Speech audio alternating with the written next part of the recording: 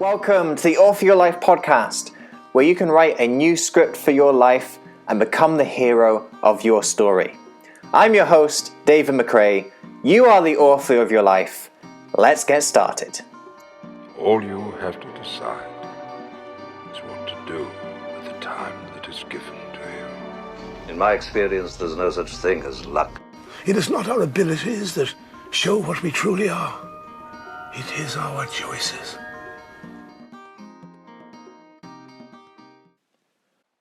Hello, story changers, and welcome back to another episode of the Isolation Inspiration Interview series. Our next guest in this series is Angie Garton. Angie is a menopause coach, trail runner, and founder of the Menopause Done Naturally online community. Angie helps women who are feeling a bit lost and confused about the menopause and need some simple and effective help and support so they can understand what's happening and feel more like themselves again. Angie trains women through peri to post-menopause using foods, exercise, mindset, and completely natural strategies proven to help with issues such as weight gain, anxiety, hot sweats, irritability, low energy, and low confidence. Many women are fearful of perimenopause and menopause. Angie makes sure it's less daunting and scary than most believe it to be. In this interview, you will learn how to stop yourself catching comparisonitis, resolving an identity crisis, the importance of being part of a community when you're going through a transition period, and learning the importance of good enough during coronavirus. You're going to learn this and so much more in this interview with Angie Garton. I think as we were talking earlier, we've all got these many different layers to ourselves, haven't we? Different stories that have brought us to this point. And for me, I'm a menopause coach, and I'm many different other things on top of that. Like most women, we've got many different hats. And what's brought me to this point is being able to be open to wearing all those different hats at different occasions, and acknowledging those different voices within myself when something hasn't felt right, being able to choose differently in different situations. So I think what's brought me to this point, the typical business answer would be that I want to help more women in a bigger way, in the way that they need. But the personal answer would be that I want to live the life that I choose in the way that's right for me and gives me what I need. So there's lots of different ways of answering that. And I've not always done what I do now. There's many different stories I could go into about that, because nobody leaves school saying to the careers advisor, how do I be a menopause coach? That's what I want to do. It never works out quite like that. But I can remember being asked at primary school, what do you want to be when you grow up? You know, that typical question. And to the expectant faces, I had usually the same answer. And it was, I want to be a vet, I want to marry a farmer, and I want to own a pet shop. And I think that was really a response to environment as much as it's that nature nurture thing as well, isn't it? I grew up in the countryside in England, sort of Midlands northwest area, surrounded by dairy farms and agriculture and all that stuff, and grew up with wildlife all around me. So nature has always been a big part of my life. So I think that has been a major theme, and it continues to be so even now. I've drawn parts of that into how I work with women now. It's just that the modality has changed slightly. The way that I do it has changed a little bit. I no longer work with animals. I didn't become a vet, by the way. I did get close to marrying a farmer. I did for a while. I had an engagement ring, but thankfully I saw the light there. That didn't happen. It was the wrong choice for me. That was definitely the wrong choice for me personally. I didn't work in a pet shop, but I was surrounded by animals for most of my youth. And I left school wanting to then be a veterinary nurse because I didn't think that I was good enough to be a vet. And that was the truth of it, really. Although actually I just didn't believe in myself. And there again, there's some themes that come back. I can see themes that come back to how I help women now. That feeling of not being enough, that feeling of frustration in your life and not quite having what you want, but not knowing how to go about it and feeling a bit stuck.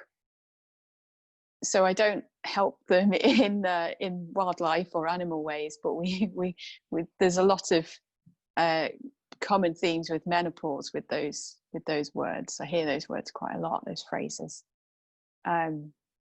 So I did go into wildlife management and that kind of thing, and then I ended up completely changing my career direction because it was another choice I made on the inside. I got to the point in my 20s, mid-20s I would say, and it just got to the point where I was thinking, I've got to acknowledge this feeling or I'm going to push it away. You're going to make a choice either way. This is either going to be how you live your life or you can decide something different. And it's a tricky decision. That's a tough one, because you can push it away and pretend that everything's fine and the career you've got, the life you've built for yourself is okay. And to be honest, at that point, I had nothing really to complain about. But it just didn't feel right for me. The life that I'd built for myself, whilst it was great, it wasn't quite in line with who I wanted to be. So I did change career. At that point, I left helping wildlife in that kind of space, and I moved on to health and wellness for people instead. I pivoted just the other way. So I went into the fitness world and started to study fitness and nutrition and everything that goes alongside that. So started my own business. I went from working for a large charity to starting my own small business as a self-employed owner, and it was, wow, that opened my eyes. And that was tough. It was definitely the right decision, though. It gave me different challenges, and there again, I can see, looking back, there were real reasons behind those decisions for me to experience myself in different ways. And that's, I think, it's always developing, isn't it? But I think that's part of my purpose, for me to experience myself in different situations, and that I am choosing for myself, and it's not feeling like this is happening to me. I'm choosing to put myself in these scenarios where I can choose who I'm going to be. That's a fairly deep conversation around that one. Yeah. But it's always evolving. Yeah.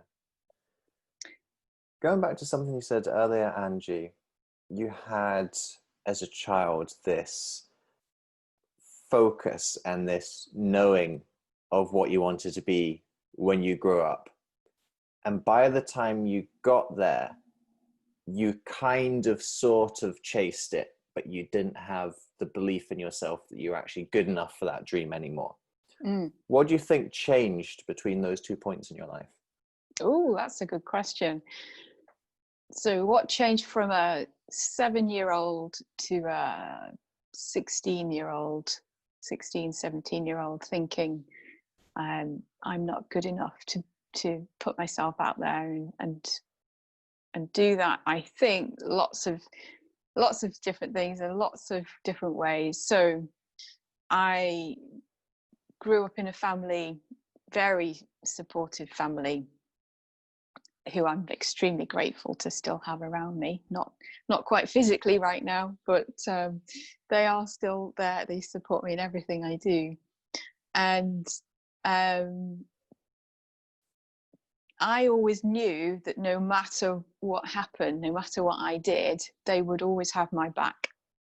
And every single time, whether it was a piano exam, a school exam, a test, something that was going to test me, then I knew that the comment going out the door would be, I'd get a hug and just do your best, and that's all you can do. So that's always stayed with me, and I love that. I absolutely adore that philosophy. I love the fact that I grew up with that complete unconditional love. And then there's also part of me that thinks, you know, there was not a huge amount of ambition there in my life as a young child. Didn't have to do anything to receive that love, and I'm very pleased that was the case. There was no measures that I had to draw myself against to receive that love and support. It was always there, no matter what. And it was my choice to take it that way, because it was given in a way of, you know, whoever you choose to be, whatever you choose to do with your life, we're always going to be here. And they proved that over and over again with the mistakes that I made, as well as the good stuff. And they continue to do so. And somewhere along the way, I chose to take that as, I don't have to push myself that hard in order to feel loved and supported and to feel good enough. So I don't know how that happened. I can surmise in lots of different ways, but I don't know how that happened. And the other thing, of course, I chose, for whatever reason, to continually measure myself. Nobody else is doing it. I chose to measure myself against my peers, my friends, groups of people I had around me at the time growing up, you know, when we're very impressionable, to get this almost a disease called comparisonitis, to compare myself to others very unfavorably. I was so good at that. And I'm coming out the other side of that now, but not without some fight, not without some intention around it, which is a good thing. At 40, you know, you don't need that kind of baggage anymore. So it's a good thing. I'm much more aware of it now and where it comes from, which is from me. Nobody stands there and say, you know, that's not good enough. You don't measure up to how you should. You're never going to make it. You're not good enough to do that, or not good enough to think this. It was somehow coming from within me. And for a long time, it felt like it was something happening to me. It felt like it was a part of me that I couldn't change. So that feeling of, as a 6 or 7 year old, saying, this is the career I want, this is what I'm going to do with my life. I mean, you don't really know that, do you, when you're a child? But the decisions I made back then, and then that point leaving school, going, no, I'm not going to be a lawyer. I'm not going to be a doctor like my friends. I'm not going to be this, that, and the other. I can't be a vet because I'm not good enough. I'm going to go 2 rungs below, or whatever it might be, and be a vet nurse, which I never did. I ended up surprising myself completely, having left school. I went on to do a degree and then went back again to do an MSc, again because of the decisions that I made. And I started to see myself in a different way. I started to see that potential in myself, and just to mature a little bit and leave behind some of that comparisonitis that had felt like it was blighting me for so long, when actually it was all coming from inside of me anyway. I love that term, comparisonitis. I'm going to have to remember that one. Yeah. I think you're right in the kind of way that you construct that terminology. It is like an infection, a parasite, a disease, sort of beds itself in you, and there's a lot of negative symptoms that come from that. Again, to continue the analogy, you said that you're now at a place where you are starting to get past that and overcome that. What insight do you have into how we could all overcome comparisonitis? That's a good one. First of all, it's about recognizing what it looks like, because we can only change something that we're aware of when it's appearing, when it's starting to creep in. And I notice it creeping in now and again, far, far less than it used to, but sometimes it creeps in and it doesn't quite sound the same as I am comparing myself to X, Y, and Z. It doesn't always sound like that, but it sounds a bit like I shouldn't have done that, or I should be quicker at this. I should be there by now. I should have done this. I could have done that. You know, it starts to sound like those things that are very much measuring yourself against some unknown quantity. And when you start to feel those things, I think what's important to recognize at that point is that that doesn't have to be true, and it doesn't have to be your voice. It doesn't have to be your voice saying those. It might be in your head. And I'm not saying you're making it up, because sometimes it feels very, very real. But we have a choice when we start to hear those things. Am I going to hang on to it and make it part of me? Or am I going to start to loosen that grip a little bit and start to think, you know, is that my little girl inside of me still thinking that? Or am I choosing to move on from that? Is that now gone? Do I really need to think that anymore? There's one really obvious word in that explanation, and it should. Anytime you're using the word should is kind of a warning sign. I think it was Wayne Dyer who said we should stop shoulding all over ourselves. Yeah, that's so true. It really is. Because it doesn't motivate you. It doesn't feel good. So I don't know why we do that. Well, there's lots of reasons why we do it, but it doesn't help us. Not really. We think it does sometimes, but it's about slowing down that process, those thought processes, which can happen quite quickly in your own head, and you quite quickly find you're in like this tangled ball of string in your head full of shoulds. Yeah. Let's pick up where we left off earlier. So you realized that being a vet nurse was not a suitable compromise or path in any respect, and you go into the world of health and fitness. Now, I think there's still a little bit of a jump in a journey from health and fitness to menopause. So Yeah, there is. That's a little bit more of what this journey was about. Yeah. There's several years of stories and growth between those decisions, and there's another big decision, although again it was an acknowledgement of how I was feeling at the time. And as so often happens, decisions that come from relationships and experiences around that. So it was a culmination of lots of things. I decided to join the Army Reserves. So now I don't always advocate such huge leaps forward. One of my big things that I help my clients with, and a little saying I have, is one step at a time, one thing at a time, one day at a time.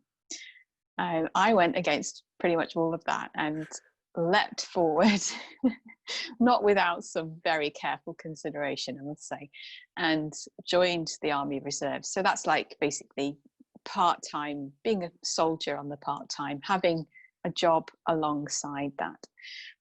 So which fitted my life at that time. It gave me something else. It gave me a very nice distraction and lots of different goals, and it gave me hope. It gave me faith that there was a different life, there was a different experience from myself. I didn't feel stuck anymore, which was amazing. It felt wonderful. So that gave me impetus, it gave me momentum. It was like rolling a little snowball along, and I just kept rolling it and kept rolling it. It gave me that belief in myself that I could be more. I could have a better life for myself. And that's a very vague description, because that's individual for us all, isn't it? There's no ideal. So it gave me a lot of belief in myself, and choosing to go into that health and fitness world was very congruent with that. And I took a break from being in my health and fitness business as a self-employed woman to serve my country, to go and do what I'd been trained to do. And I went to Afghanistan for 6 months and did my tour of duty, like thousands of others had done before me and then went on to do afterwards. So nothing spectacular, I just did what I was trained to do.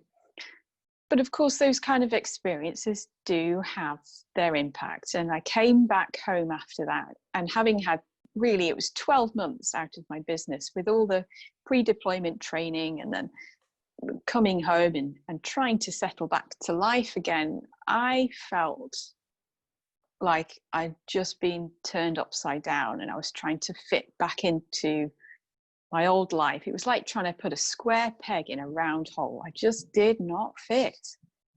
I couldn't figure out why. I just didn't feel like I fitted in that same lifestyle again. So this was back in 2013, at the end of 2013. And I felt, quite honestly, I've been in some shit low times, but I felt the lowest I can remember having felt. And the hope had gone, the faith had gone. I just felt, because I was all trapped in my head, in my thoughts. I didn't know what I wanted anymore. I had this business I could go back to. I had clients waiting for me, and I felt like a fraud almost, because I didn't feel happy. I didn't feel comfortable in myself. So what I ended up doing was listening to that voice. Lots of support from family. My sister was a huge rock. My parents did what they could. And I struggled to explain how I felt. I think that was why I felt so stuck for so long, because I struggled to make myself understood, because I didn't make sense of how I felt in my head. So it was hard to explain it to others. But it felt low. I felt lost in myself. And I didn't know what to do. I just wanted somebody to tell me what to do. And there wasn't anyone to do that, because it was my life. So I kind of went inward. There were lots of sleepless nights, and I had applied to transfer to the RAF. I'd failed. So I hadn't passed the medical. My eyesight wasn't good enough. So it was just like, I felt like lots of different layers were just pouring on top of me. I had every reason to feel great, lots of potential in me, but I just kept looking at all the stuff that was going wrong. And somehow I started to claw myself back out, because I think it was really about, again, listening to having the space to be able to listen to what was going on inside. And I'd moved back in with my parents. There was no money worries. It was all first world problems, I should say. It was all first world issues, but massive issues for me personally. There were no sort of pressures on me apart from what I was doing to myself. So I had the time to think and plan. So I listened to this little girl inside of me, and she said, "What about that dream you had? You always said you were going to live in Scotland at some point. What about that?" And it always makes me feel a bit emotional when I say that, because it had been a dream and I had pushed that away. So I started to listen to it. So I started to look for jobs in Scotland, in Edinburgh, and I knew Edinburgh very well. And when looking back, I had chosen many times over to come to Scotland on different holidays and even for work at different times of my life. It was always there. It was always my little sort of my dream to make this my life. And I'd just chosen to push it away. So I started to pursue that more.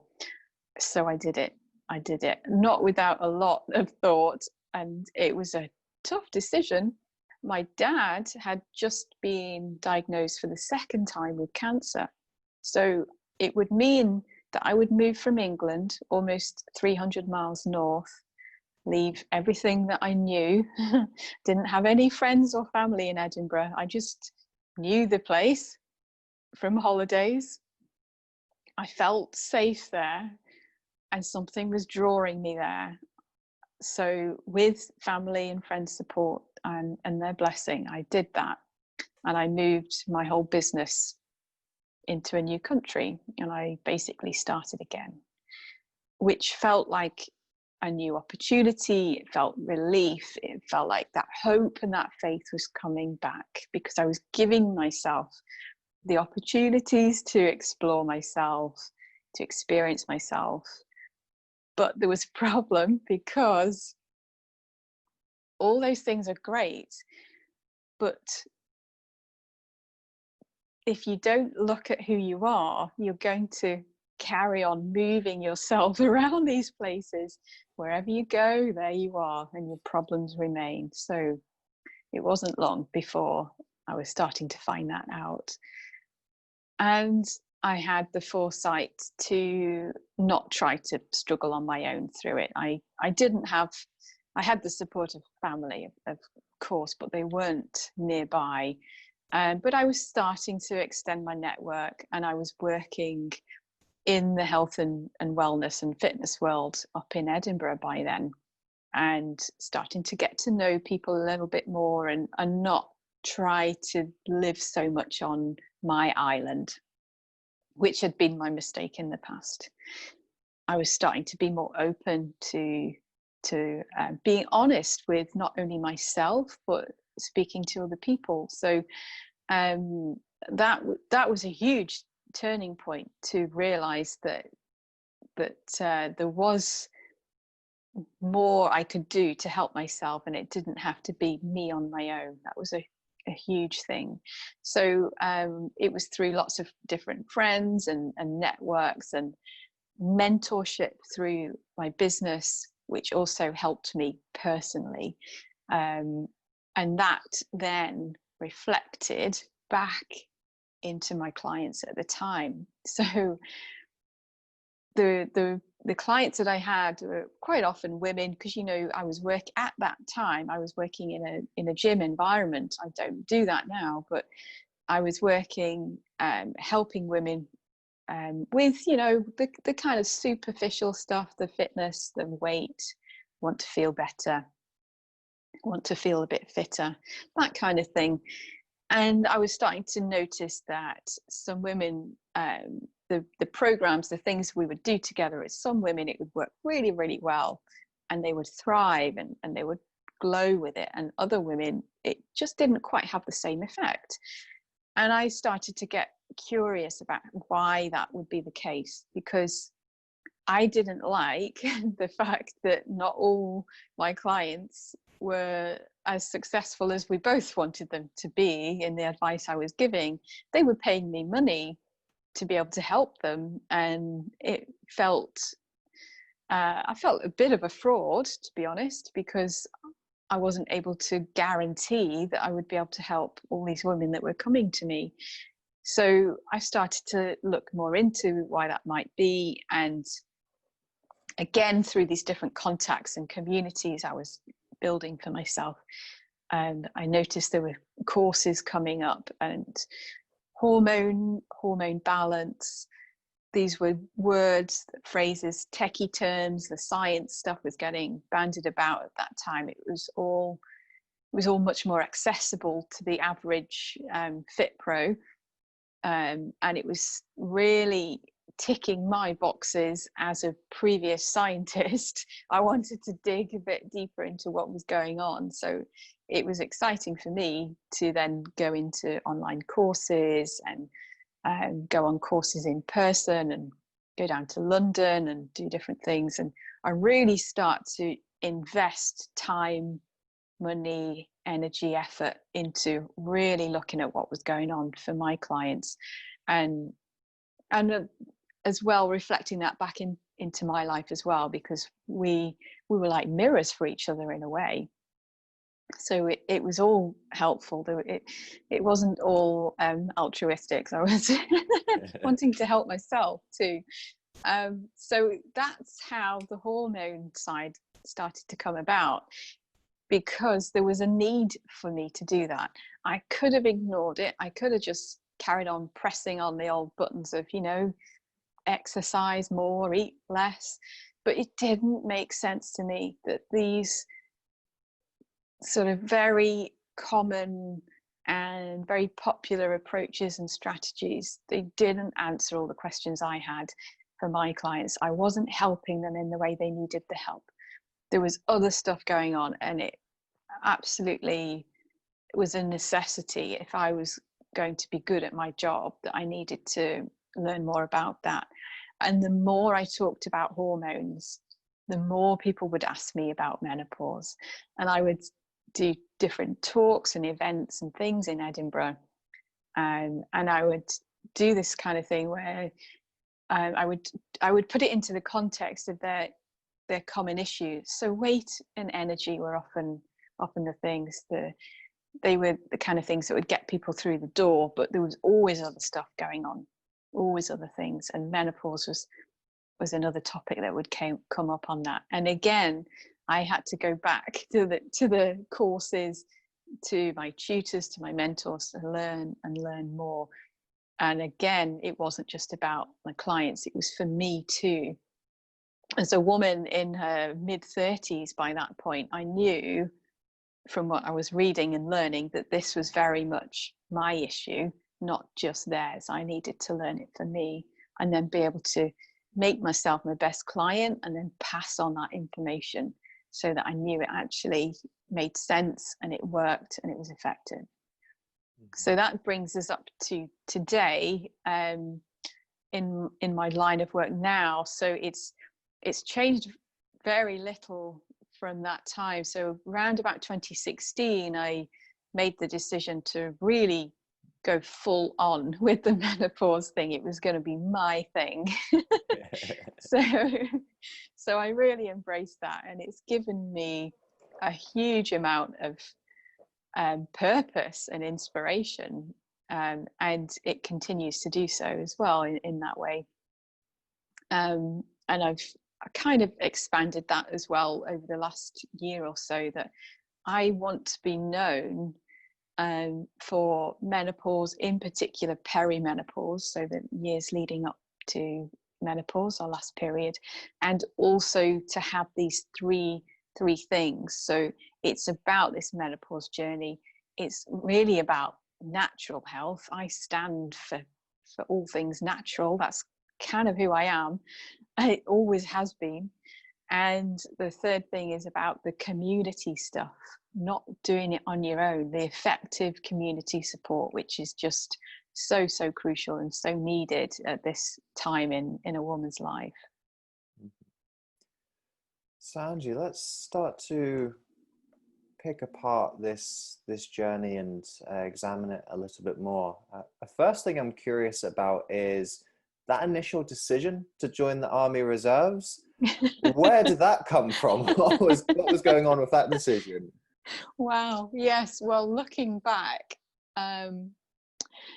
it came from a decision, again, trying to find a way to make a better life for myself, trying to find a way to give myself a bit more life experience, a bit more hope, a bit more faith. I had just finished another failed relationship. I was feeling quite bitter in that respect, kind of given up on the relationship front.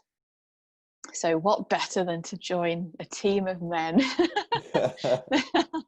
No, there was women as well. Lots of women joined the reserves. It's not actually, it's not as mad as it sounds. Reservists do a very similar job to full-time soldiers. They just fit it around a normal day job.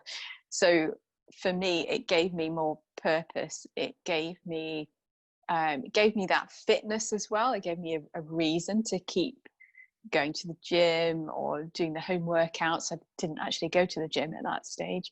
I was doing a lot of running. I felt fit and healthy. It was putting me in different social circles. I loved meeting people and talking to different people. I didn't know where it was going to take me. I had no idea, but it just sounded exciting. It sounded exciting, and it sounded like something that would push me.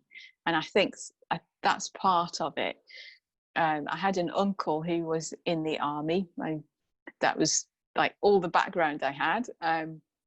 Although having said that, I was at school for about a year. I was in the army cadets. Never took it seriously. It was just, way to meet boys, and that was about it. I'd never had any idea that it was actually going to be a life choice at some point. I never took it seriously as a teenager. So I think it was partly, when I joined, it was a very selfish decision, I've got to say. It wasn't all about serving Queen and country. That came later. It was a curiosity. What if? Would it be possible? What if I do this? I found it interesting, the journey that the reserves took you on. My impression of the reserves was you kind of just sat on a base and played soldier until the unlikely event that we ended up in a war. Now, of course, in the last couple of decades, we have actually been in sort of military activity and official wars. So this took you over to Afghanistan. Now, my impression is that you would still just be sitting on a base in Afghanistan waiting for something to happen. But I honestly don't know. Can you tell us sort of what is the experience of being in Afghanistan? Is there any difference between being sort of your fully regimented soldier and being a reserve whilst you're on tour? There's no difference whatsoever. Yeah. As a reservist, you are basically when you are asked to go on tour and asked to be deployed, it is very much a decision. You're not served your papers through the door like a regular soldier would be. It was a voluntary thing. Obviously, I got paid for it. Voluntary as in you don't have to go if you choose not to. If you have family at home that depend on you, or your employer can't do without you, lots of different reasons why it might not work. But once you go through the paperwork process and you are from an army reservist and you call it an attachment, you get attached to a regular unit. And at that point, you are a regular soldier and you're no longer part-time. So there's no difference between you and Lieutenant Johnson, who's been in for 25 years, apart from rank. Obviously, I wasn't a lieutenant, but there's no difference as in the levels you're expected to be at. The training is the same, the commitment is the same, and it's not like them and us. We're all very much together. They don't let you go unless you're not up to scratch, obviously, in all the knowledge and the training. It's very tightly regulated in that way. So we were attached at the time. I was obviously in England, so I was attached to a base down in the south of England in Wiltshire, and basically with them for 12 months. So we started living there in the January, did all our pre-deployment training and stuff. Then we went out all together as one unit. It wasn't like you reserves tag along when you want to. It was all together. So once we were out there, we were on the base, we were in Camp Bastion for the full 6 months, and we integrated. We all had a particular job. My job was all about ammunition stores and basically making sure that the ammunition got to where it needed to be, the right amount, to the right people at the right time, and very much strictly controlled as well. So it was a huge task that we had in our role. Everyone, of course, took it very seriously. There was lots of room for fun and games, but it was a serious job. Yeah. What did you learn in Afghanistan? I learned how I could be more than I was at that point. I learned a lot about myself, although at the time you kind of blinkered to all of that sort of personal development stuff. It's very much you get on with it and you do your job that you're trained to do, and you know, a siren goes off, a button is pushed, you hear a noise, a word, and you instinctively do what you need to do. It's very much in that sense, that's how you're trained, and it works. So there's no room for much of the personal contemplation, but there's a little bit of downtime that you get. That does come in. It certainly creeps in. There's plenty of letters home. I learned how much my family mean to me. I knew that already, but it just underlined it.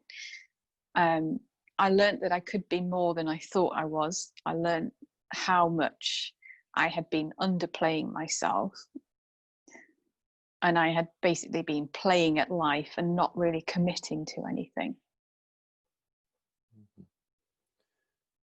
When you came back, you soon entered this period of feeling a bit lost and of losing touch with yourself. And I feel this happens for a lot of people when they have some kind of major transition, that their previously held identity suddenly doesn't match up with their current circumstances, and they go through this crisis of identity, to use maybe exaggerated terms. Do you have any insight into how you make that transition and how you kind of reestablish and reconnect with yourself again? Yeah, I did it in a very messy way. I did it with lots of emotion and lots of rawness and lots of hiding, lots of trying to cover it up, because I was going through this, yeah, it is a crisis, and I was trying to pretend it wasn't going on. If we'd gone out for a drink, if we'd had this conversation back then, you would not have known about any of that crap that was going on in my head. I was trying my best to paddle as fast and as furiously as I could under the surface.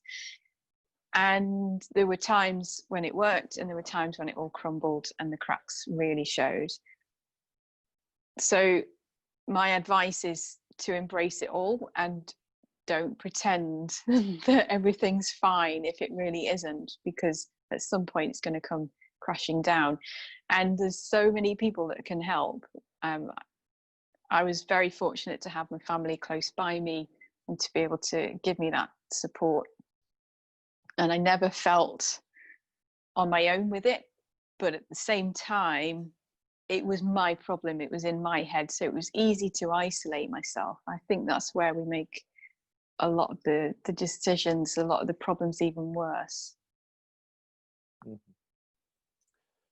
So I think another difficult transition point in life will be your current expertise, talking about the menopause, and there will be younger women listening to this who are going, oh crap, this is what I've got waiting, tick tick tick on the biological clock. There are some women who are listening to this who are going through it. And also, actually, for the men who are listening to this, if you have a partner, a girlfriend, a wife, she is going to face or is going through this at the moment. So I think it is a very common and relatable experience for everyone who's listening today, men or women, young or old. Absolutely. Talk us through, you talk very much about the the perimenopause stage, or kind of preparing for it coming in. Can you Mm. talk us through what some of those steps and processes might be? Sure. It's not a term that we use very often, or it certainly wasn't. It sounds like it's two separate things, perimenopause and menopause, but it's actually all kind of the same. We all have hormones, even you, we all have hormones. We have the same hormones, but we've got them in different amounts. And the perimenopause is when we really start to know and notice that some of those levels are changing within us.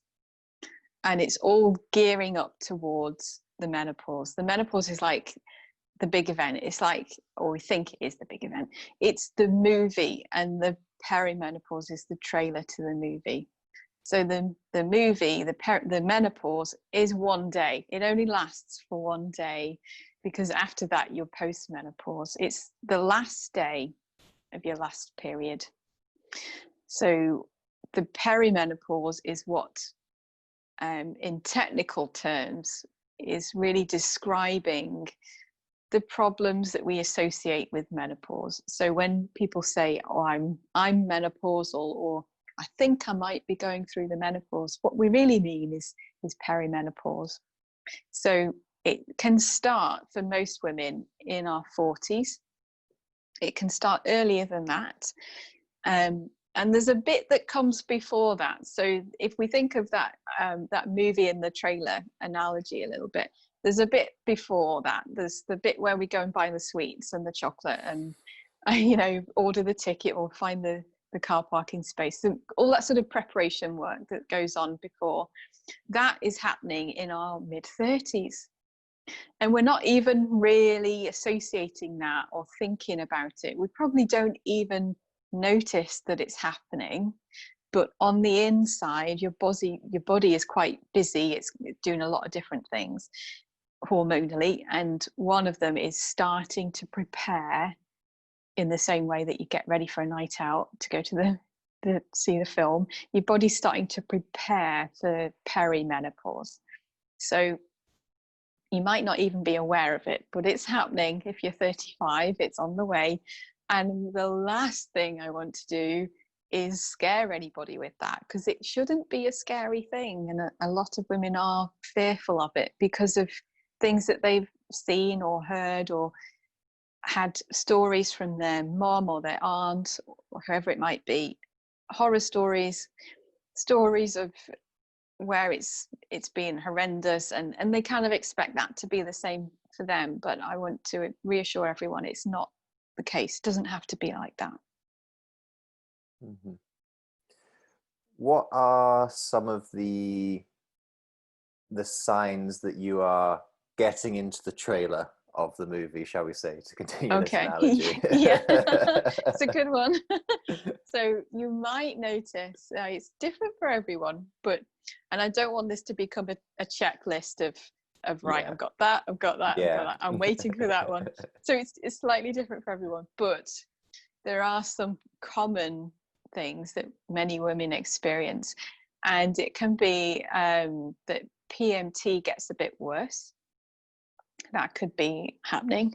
It could be that sleep is getting a bit disrupted, or you're waking up quite early and you never really used to, but you're kind of waiting for the alarm clock to go off, and that's a bit novel, that's a bit new and a bit irritating because you can't get back to sleep. It could be that the length of your cycle, the length of your period has changed, and it's normal for it to be shorter or longer. There's no set normal. A change is okay. We know that at some point it's going to change, so don't panic if it was a 30-day cycle and now it's 40 or 27. Either of those is okay, either of those is normal. Mm-hmm. Another change could be that you're noticing alongside, not everybody gets PMT, but it could be that you're noticing a bit more irritability in yourself, and it's not always alongside the week before your period. So quite often that's when women know that they're getting a bit, uptight, and that's when some of the irrational anger outbursts or the teary moments come in. But with perimenopause creeping in, and it does this really slowly, it could be that you're getting those at various times through the month, and it's not related to the timing of your period, or it's not particularly related to something crappy going on at work or something stressful at home. It could be just a bit random. And I would say that's a sign as well of hormones just starting on a bit of a roller coaster, because some hormones do decline, and it's not like a very dramatic ski slope. It's an up and down ski slope. It's not a black run by any means. Mm-hmm. What is your role in this period, Angie? Is it more of an understanding of the processes, or are there active practices and techniques that you're incorporating at this time? A bit of both. Most women come to me because they are confused about what's going on. They don't really understand why they're feeling how they feel, and that could be to do with emotions. It could be clothes not fitting properly, all sorts of things. And they come to me because they've heard from a friend, or they've found me on Facebook, or been to a talk, and they've heard me talk a bit of sense, and it sounds nice. It sounds like I've got some answers, and they're looking for answers. A lot of women are desperate for, tell me what's going on, tell me what's normal. And they'll look at Dr. Google for this quite a lot. And Dr. Google's a bit fickle, and he's not always very reliable. I'm not a doctor, but I do have training in all this stuff to be able to give some clear answers. So you're right, I provide some clarity around what's going on, and I can direct you towards tests if necessary alongside that as well. We don't always need it, but that is an option. And then there are some definite strategies that I would advise a lot of women to start doing to start to feel a bit more like themselves, start to take control. So the approach I take, the one that I've been trained in, is basically, again, it's that natural stuff, the way I've been living my life since a child, barefooted, messy hair and hairy legs. I am what I am. I'm kind of, what you see is what you get. Not all women need to do that. But it's a combination sometimes of medication and my approach. Some women don't have the option of taking HRT. They can only do the natural stuff, and they can take my techniques as far as they want, or they can just pick a few of them out. It's whatever works for you, but I'm quite good at working out what you need to do in order to feel a bit better, a bit more in control of it. It's all very practical. Yeah. You also spoke about the importance of community in this process, Yes. and actually the importance of community in almost any process of trying to make a change or implement something. What do you think are the keys to fostering a good community? That's a good question. It's something I have asked some of my clients recently. They're in a Facebook group together, and I asked them what they get out of it. And some of the points that I'll reiterate that I think are important, and they've underlined that for me as well, is the knowing that they're not alone in it. The understanding of, I'm not the only one, it's not just me, this is a thing. I've got itchy skin, I'm not the only one, or I've got dry eyes, or it's a bit of comfort from that. I think there's a lot of value that comes from, I'm a coach. I help women implement advice, not just instruct. And I think there's some real benefits from doing that in a group, because we can learn from each other. we can encourage each other, and we can see our own journey in other people reflected, and we can start to see how far we've come, not in a comparison, competitive kind of I'm better than you kind of way, but more of a, wow, I have actually made some progress. This is great because I understand what Katie's saying, and I can offer some advice for that. And having that opportunity to do that in a group is so beneficial. It's great. Yeah.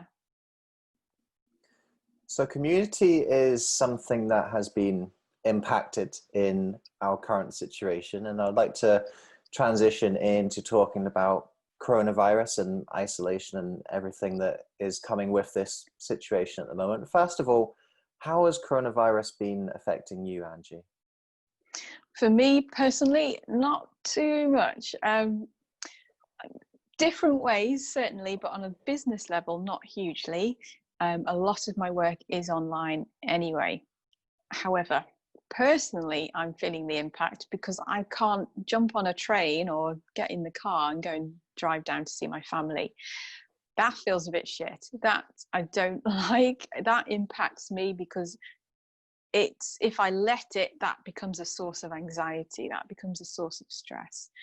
I'm relying much more on, obviously, the technology that we've got. Thank goodness for FaceTime and Zoom and all this online stuff.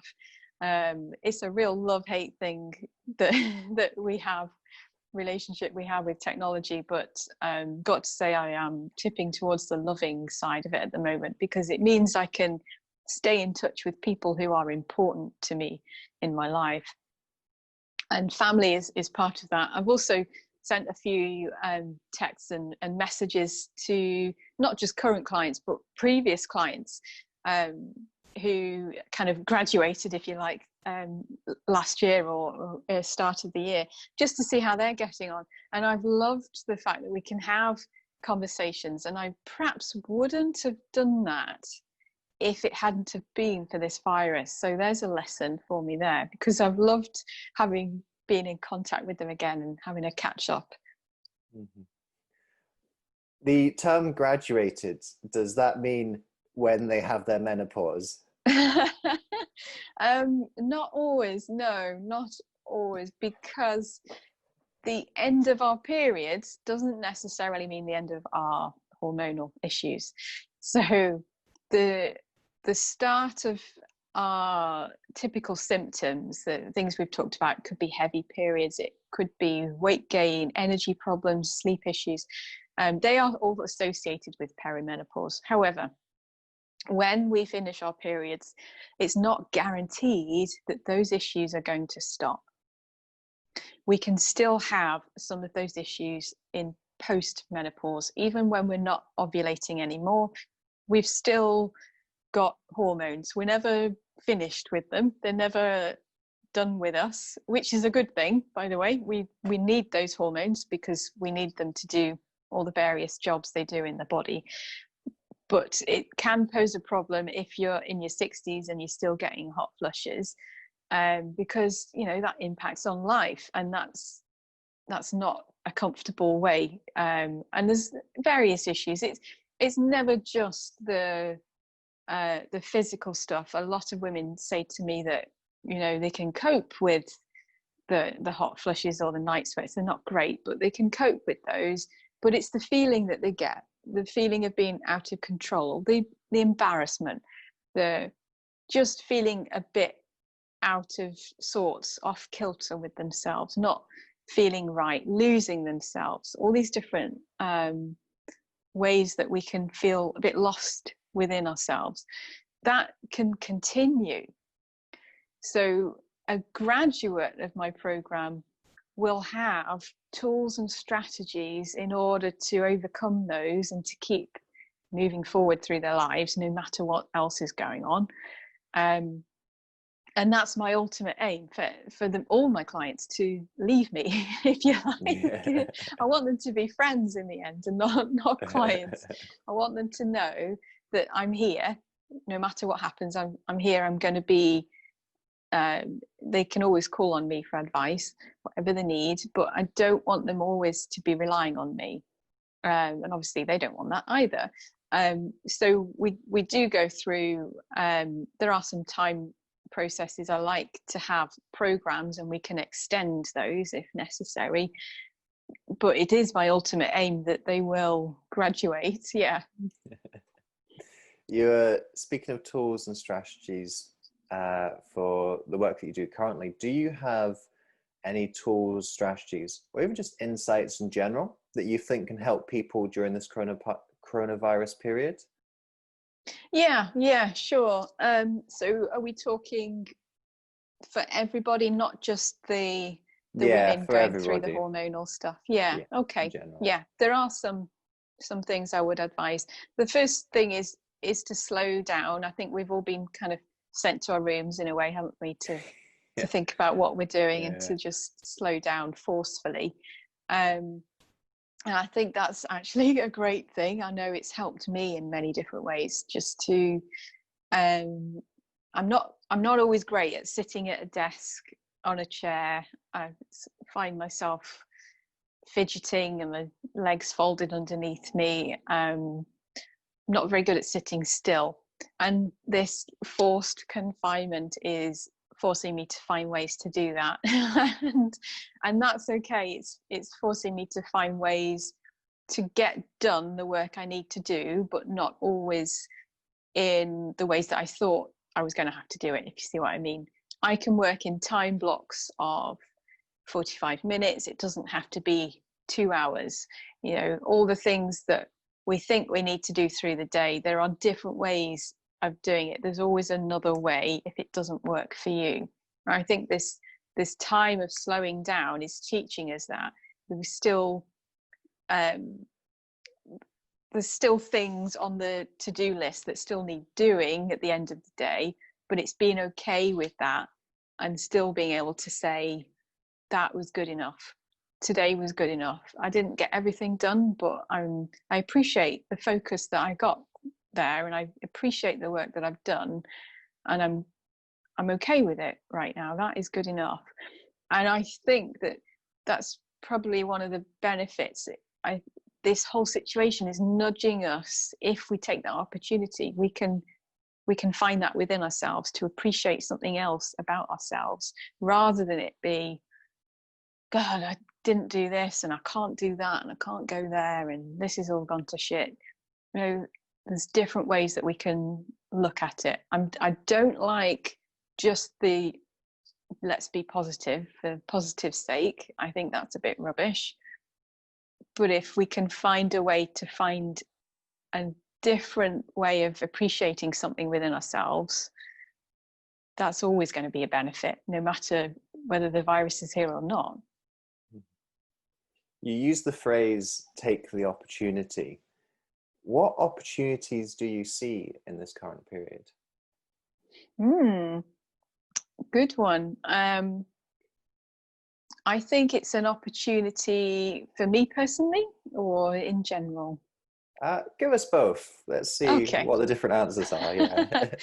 When this all first started, I could feel within myself, is it nearly a month ago now, almost, I could feel myself almost getting sucked in to the panic.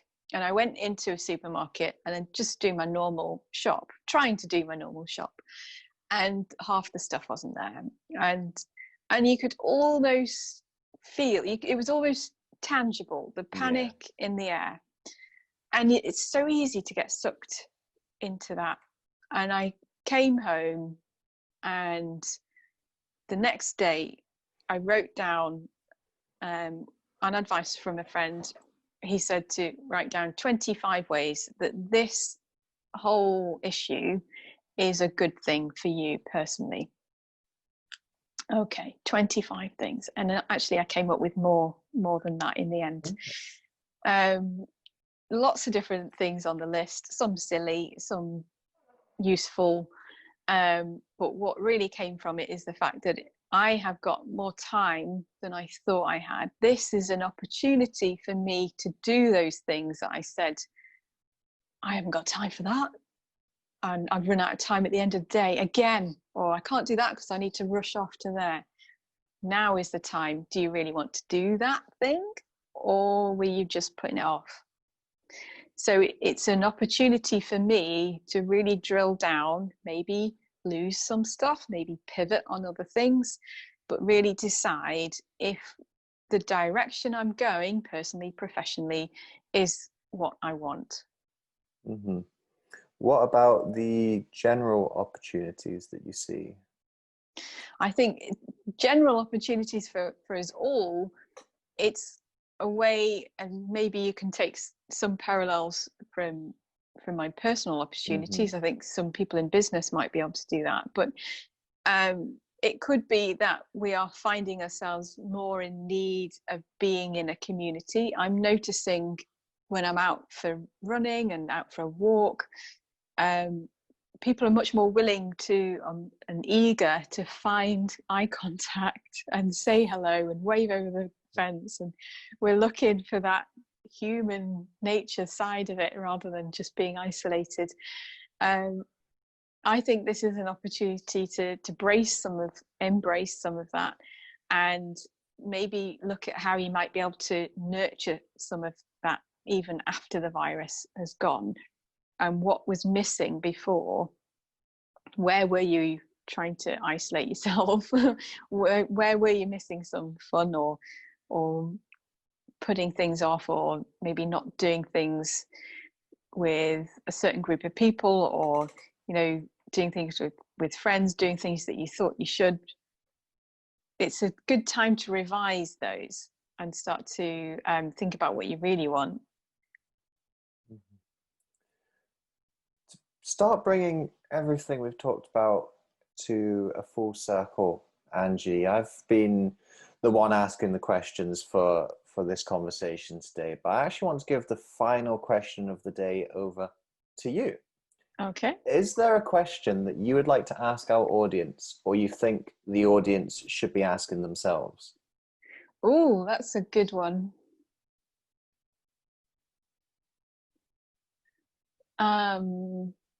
There's a very obvious one that I can think of, as we could all ask ourselves in another 9 or 12 months' time, who do you want to be?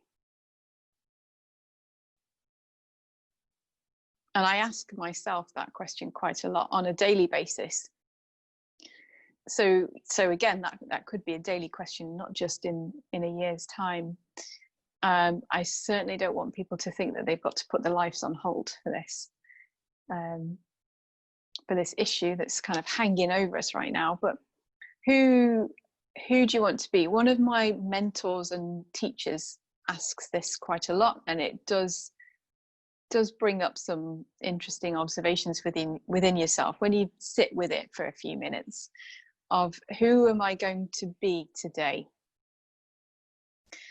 And I tend to ask myself that at the end of the day and in the morning as well.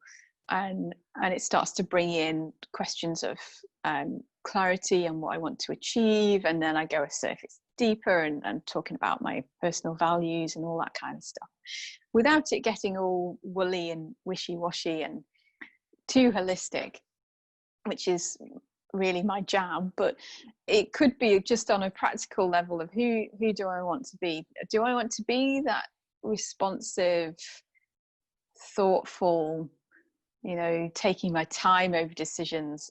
Do I want to be that person, or do I want to be reactive? Do I want to be the person who makes knee-jerk decisions and maybe a little bit regretful? So that could be a useful question to ask yourself for today, and then how is that going to show up in another few months? For the audience today, Angie, who've been listening and have connected with part of your story, your message, your work, and they want to find out a little bit more about who you are and what you do, where would you be directing them to go? So first off, I would say Facebook I'm there on a daily basis. So Facebook, on my personal page, Angie Garton. There is a Facebook group as well that any woman could join, Menopause Done Naturally. There is also my website that is just at the moment under construction. So whatever point you're listening to this, it might be finished. There are a few pages up there at the moment. So there'll be something there to look at. So that's angiegarton.com. Angie, I'd like to thank you for joining us today. I always sum up a guest with a word, something that's sort of come off them onto me. And this might sound a bit odd, but I'm going to use the word organic. Oh, I like that. I think you're a very organic person, going back to the time in the countryside and your connection with animals and nature. But also I think organic has these connotations of sort of freshness and vitality. Mm-hmm. And I felt that come off you as well today. So I'm going to go for thank you for being organic today, Angie. My pleasure. I shall go and share my organicness with the world now. Love it. Brilliant. Thank you for coming on, Angie. You're welcome. Thank you. To continue to help you through this isolation period, I've decided to open up my Author Your Life Academy for free for the next 3 months. Author Your Life is my online educational community where you can access training sessions, workshops, and question and answers, and connect with other people around the world who are going through this situation and trying to make the best of things. The Academy normally costs $27 a month to subscribe, but for the next 3 months, I'm going to open that up for free. Essentially, you're getting a 3-month free trial of the platform. To access the Author Your Life Academy, go to authoryourlife.org/academy, and when prompted, enter the code CORONA in block capitals. Yes, what else would the code be? CORONA in block capitals, and that will take your $27 subscription down to zero for the next 3 months. The Academy is where I'm going to be focusing a lot of my content during this difficult time. It's where I'm trying to bring people together to help and support each other as we go through this period of isolation, of fear, of uncertainty. I hope the Academy is something that will be able to help you too during this situation. So if you want to come in and join us, as I said, go to authoryourlife.org/academy, and when you sign up, enter the code CORONA, and that will give you 3 months for free. It's my gift to you to try and help and support during this time as best I can. Thank you so much for listening to this episode. If you enjoyed this episode, I'd appreciate it hugely if you could head over to iTunes and leave a rating and review for the podcast. With your review, please be as honest and detailed as you can be, because with honest and detailed feedback, that helps me to adapt and grow this podcast to most serve you, the listener. Also, if you enjoyed this episode, then make sure you subscribe to the podcast. That way you aren't going to miss any of the future episodes that we've got lined up for you. Until next time, remember that you are the author of your life. You hold the pen, and you can write whatever script you want for yourself. So go out today and write yourself a beautiful story.